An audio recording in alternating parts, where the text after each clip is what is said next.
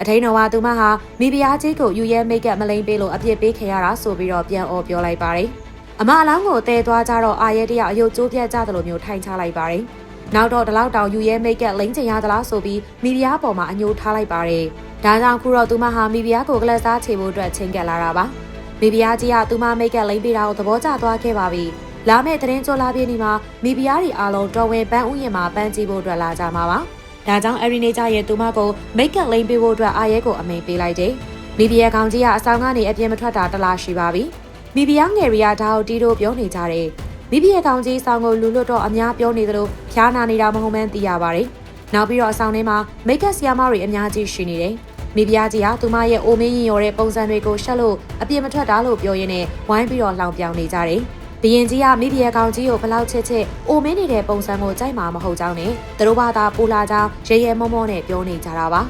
ဒါကိုအဆောင်ကနေထွက်လာတဲ့မိဖုရားကြီးကကြားသွားခဲ့တယ်သူတို့စပြောကြတဲ့ကမိဖုရားကြီးဟာနားထောင်နေခဲ့တာပါသူမဒေါသတကြီးနဲ့ဝင်သွားဖို့လုပ်ပေမဲ့အာရဲကလှမ်းတားထားတယ်မင်းကြီးရဲ့မွေးနေ့ကြမှာသာအကုန်လုံးအံ့အားသင့်သွားအောင်လို့မျက်နှာပြတဲ့တယ်လို့အကြံပေးပါတယ်ဒါအောင်မိဖုရားကြီးကလည်းလက်ခံပြီးမင်းကြီးမွေးနေ့မှသာအားလုံးအံ့အားသင့်သွားအောင်လို့ထွက်လာပြမယ်လို့ဆုံးဖြတ်လိုက်ပါတော့တယ်အထိန်တော်ကမင်းကြီးမွေးနေ့ကျရင်ဝတ်ဖို့အတွက်ဝတ်စုံတချို့ကိုယူလာတယ်မိဖုရားကြီးစမ်းဝဲကြည့်လိုက်တော့ကြက်နေလို့အသက်ကိုမနှဲအောင်ထားရတယ်သူမဘလို့ပဲအသက်အောက်ပါစေအဝတ်ကမတော်ဘူးဖြစ်နေတယ်။သူမအရန်ကိုဒေါသထွက်သွားပြီးတော့ခန္ဓာကိုယ်ရောနှုတ်ပြိုအောင်လို့လှုပ်ပေးလို့မရဘူးလားလို့အာရဲကိုမေးလိုက်တယ်။အာရဲကတော့မိဖုရားဟာသူမထောင်ချောက်ထဲဝင်လာပြီးဆိုတာတွေးမိရင်နဲ့ပြုံးလိုက်တော့တာပေါ့။တကယ်တော့အာရဲကပဲမိဖုရားစီပုံမဲ့ဝတ်စုံတွေကိုတင်းငယ်တဲ့ဝတ်စုံတွေနဲ့ဘယ်သူမှမသိအောင်လဲခဲ့တာပါ။ခန္ဓာကိုယ်နှုတ်ပြိုအောင်လုပ်လို့ရပေမဲ့ဒါဟာနတ်ဖုရားရဲ့နိယာမကိုစန့်ကျင်လို့ကံကောင်းခြင်းကိုထိခိုက်စေနိုင်တယ်လို့သူမကမိဖုရားကိုပြောပြပါတယ်။ဒါပေမဲ့မိဖုရားကြီးကသူမလှပဖို့သာအရေးကြီးပြီး